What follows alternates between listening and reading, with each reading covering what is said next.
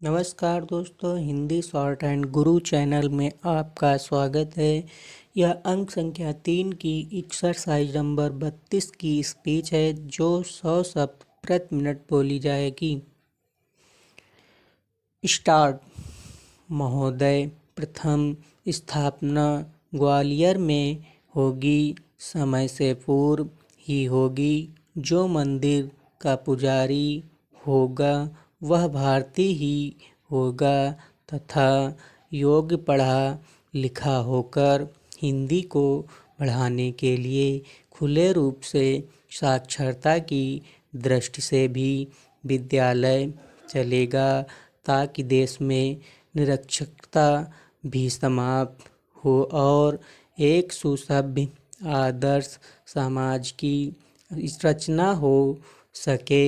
ऐसा हमारा अपना एक विचार है। इतना सही है या गलत है, आने वाला समय से ठीक प्रकार से समझ सकेगा। देश के लिए प्रत्येक व्यक्ति को कुछ रचनात्मक काम करना चाहिए, तभी हमारा यह मानव जीवन सार्थक होगा।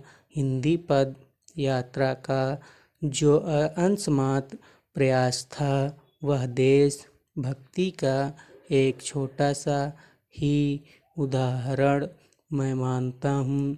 लोग कुछ भी कहें, हम इसकी कभी परवाह नहीं करते। हमें राष्ट्र हित में एक ऐसा मिलकर प्रयास अवश्य करना है जिसमें हमारे अपने देश की पीढ़ी को कुछ प्राप्त हो सके। हिंदी माता मंदिर का निर्माण एक नई क्रांति लाएगा और तभी से मैं राष्ट्रभाषा का पूर्ण सम्मान समझूंगा। भारतीय संविधान के अनुच्छेद 343 में लिखा है कि संघ की राजभाषा हिंदी होगी। क्या दिल्ली में बैठे लोग यह नहीं देख रहे हैं कि सारी दिल्ली, जो देश की राजधानी है, अंग्रेजी के बोर्डों एवं कॉन्वेंट स्कूलों से पटी हुई है। समझ में नहीं आता कि संसद में बैठे मेरे भाई भारतीयता को क्यों भूल जाते हैं। अंग्रेजी का नशा उनके ऊपर पूरा सवार हो जाता है। अनुच्छेद 350 में लिखा है कि व्यथा के निवारण के लिए अभ्यावेदन में प्रयोग की जाने वाली भाषा हिंदी ही होगी। क्या पीड़ित व्यक्ति न्यायालयों में हिंदी का अभ्यावेदन देकर न्याय की मांग करने का कभी हकदार बनेगा या नहीं? अधिकांशतः आज स्थिति यह है कि हिंदी में कोई याचिका प्रस्तुत की जाती है तो उसे अस्वीकार कर दिया जाता है। एक तरफ तर्क यह दिया जाता है कि पत्रादि को भी न्यायालय याचिका के रूप में स्वीकार करेगा।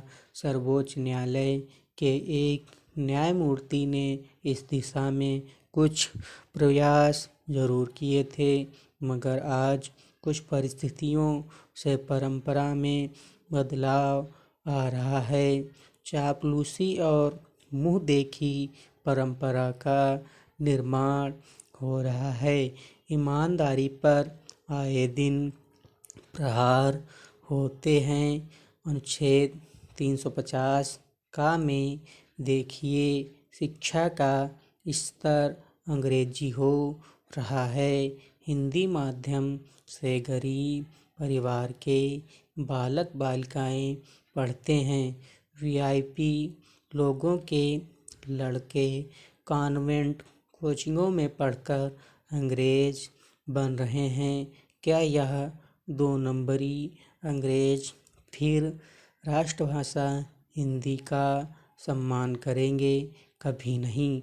अनुच्छेद 359 में हिंदी भाषा के विकास के लिए कहा गया है कि संघ का यह कर्तव्य होगा कि वह हिंदी भाषा का प्रचार बढ़ाएगा, विकास करेगा, जिससे वह भारत की सामाजिक संस्कृति के सभी तत्वों की अभिव्यक्ति का माध्यम बन सके और उसकी समृद्धि अन्य भाषाओं के शब्दों में आत्मसात करते हुए सुनिश्चित करे।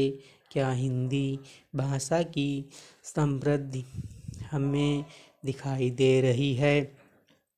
कदम कदम पर हिंदी के अपमान का प्रमुख यह कारण पाश्चात्य संस्कृति से ही मुझे दिखाई दे रहा है।